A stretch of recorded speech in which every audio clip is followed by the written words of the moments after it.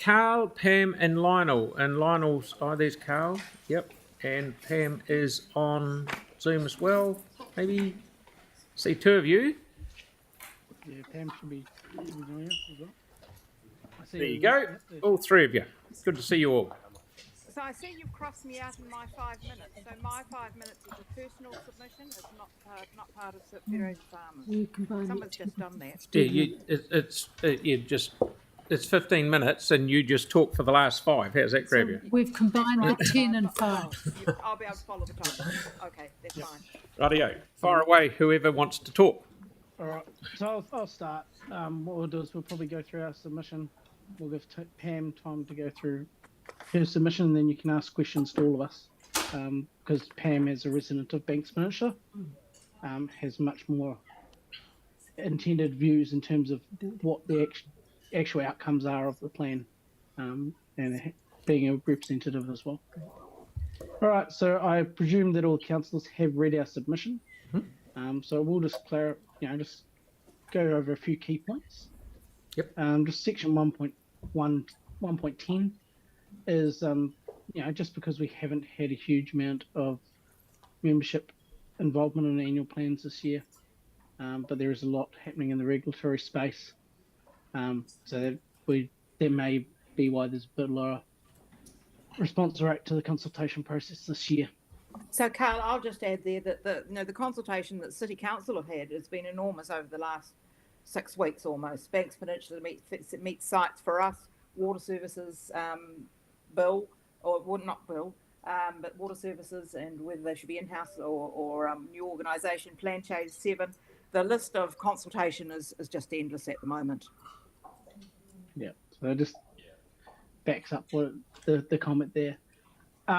So our biggest concern from Federated Farmers is the annual rates increase, which, although it's great to see that it is slightly down for 25-26, but our rural members, their increase is looking more. The average rate is meant to be 7.58 increase, and for the rural ratepayers, we're looking at 8.43, and we feel that's a bit unfair, obviously. But what we're biggest concerned about is the fact that the rate increase proposed for 26-27 to be just about double what the long-term plan forecast was at 10.38, as opposed to the forecast of 5.8, and then 8.62 for the following year. So there is some concern about those, because that sort of looks like we've got a softening the blow this year, but putting it up higher in the future, especially when we've got an inflation of 2%. So, Carl, could I just say there that the increase this year for 7.58% across the board mostly, but for us as myself as a rural ratepayer, we're 8.43%. So why have we got that difference between what the average of everybody else pays and mine is ours is almost 1% more. So we would like to understand why that happens. Do I pay more as a rural ratepayer because I'm living on a shingle road? What's the reason I pay more than someone else? Yeah, exactly. And our other main concern is the additional spend on staff costs and salaries of 11.7 million is very hard to justify in the current economic times. We're just wondering how much work is there going to be being done that may potentially not need to be done when the central government's changing rules. We would just want to make sure that there's not money being wasted, continuing with current plans when you're going to have to redo them all again in a year's time or 2 years' time. So our recommendation is that ensure the rate increase for remote rural properties does not exceed that of the urban residential rate increase. Mm-hmm. And we are glad to see the fact that the Climate Resilience Fund was funded and it was agreed, and we look to see hopefully more input on that as the submission and consultation happens for those Port Levy landowners. So I just wondered whether there was an opportunity for us, those of us that are not in those areas, but outside those of the area of the area that's already had that climate main discussion, if we could be working with the council to be looking at, the roading network, just to make sure that the bridges and there's some work could be done with us as rural landowners. Yeah, I agree, Pam. All right, well, I'm going to hand over to Pam to go over her submission now, and then once it's finished, we can No, let's just answer do any the questions around that, because All right. my one doesn't relate to any rural particular Any of that matters. stuff? Federated Cool. farmers. All right. Yep. All right, if we have any questions, please. Yeah, right, Carl. We have Tyrone and Sarah.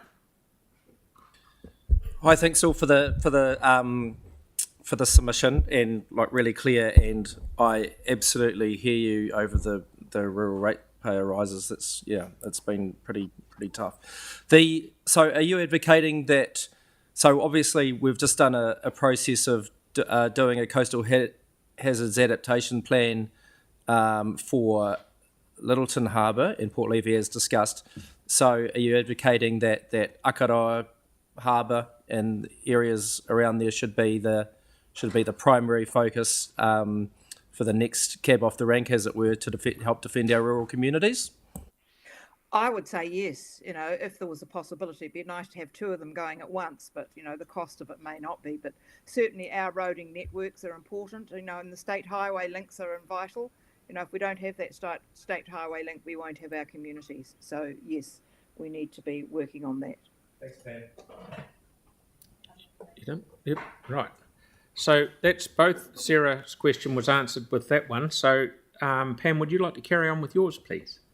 Right. Well, mine is very short, sweet too. And I noticed that there was in the template that was sent along with the annual plan had a capital expenditure project template there, and I just say thanks very much for that. It made it very much easier for us to know what was happening in the Banks Peninsula ward. But I just did notice that the Pigeon Bay seawall was on that, and we've been coming to the council for many years asking for something to do, and I'm delighted to see it's actually at this stage is acknowledged as being has got a budget against it. So very delighted to see that, and I've just put a couple of pictures in it. Now those it has declined since last year. If you happen to go back and have a look at last year's pictures, you'll see what this year's pictures are telling you. So I have been coming for some time about that issue. So, and we would welcome the opportunity to work with the council to resolve that. Kukapa Hostel, which is it's been a proposal, a mental health group associated with Kurarata have been wanting to lease this hostel, but before that happened, the hostel has to be upgraded. So it's been in the pipeline for a long time, and look, it'll take more than what the 400 and something odd thousand that's identified as a line item in the annual plan. And I'm suggesting that we have some discussions with the community and look at how we might use it, and whether it goes back to something that's like in Robinson's Bay, that's got the shell or the footprint of the building and some signage and things. If it's in a dangerous state, it needs to be removed. It's very dark, and yes, it's not a very inviting sort of situation it is in. So I've said there that looking for an opportunity for our community to discuss both of those matters with the City Council, and for us to have some input and in some way to be involved and find a solution. And I just wanted to finish there with an accolade and from some thanks from our Pigeon Bay community about the opportunities that we get of working with the City Council and the facilities team to look after our Pigeon Bay Hall. And I've just been at the facilities management hui yesterday at the Multicultural Centre, so it was good to catch up with everybody in the team. But I do notice in the community board their submission that there was the repairs for earthquake repairs need to be undertaken, and I totally and wholeheartedly support that. It's not that far away. I didn't actually pick it up in the annual in the template that said anything about it, but would totally endorse that we look at making those repairs, and that we as a community can actually help along the way. So yeah, we want to be involved in that. So there's very briefly just the things that I picked up out of the annual plan in relation to Pigeon Bay. So thank you for the opportunity to come along, and thank you for the support that we get from the City Council. The more you give, the more you get. So, you know, we've had some great working opportunities. So thank you. Okay, well, you must have done a very good job because there is no questions. Oh, of course. Sorry, Pat, thanks, Tyrone again, Pam. So thanks again, and yeah, good that you raised Kukapa Hostel there. Yes. So yeah, that's been obviously a very interesting one, and you'll be aware that there was significant opposition to previous proposals from adjacent residents. So is there a really strong community desire to see that reinstated? And are there ideas kind of bouncing around to do something with that? Look, we haven't had any discussion, and this is my view at the moment. Yeah. I'd just say that we haven't got the capacity in Pigeon Bay to look after any more buildings or any more reserves, really. We've got the Pigeon Bay Hall, we've got the Reserve Committee, we've got an historic church that we're looking after, and what more can, I mean, look, we're at the limit of what we can do, and something else to look after. So it would be a simple solution. So I'm just saying, well, let's see what is really going on, and can we find something that's more cost effective. Thanks, Pam. And because yeah, I mean, I agree with you. Like, you'd probably like easily sink $1 million into that building. Oh, easily. Yeah. It's got no power. It's got no sewage system. Nothing is up to date, and it's surrounded by a whole lot of very tall trees. Yes, it's very well covered. All right, brilliant. Thank you so much, Pam. Cheers. Okay. And that's it. So thank you, Pam, Lionel and Carl for the effort you've made, and thank you very much. Thank you. Thank you. Can I stay on and listen to the next ones? Yeah. Don't see why not. Yep. Right. And who is young Harry down there?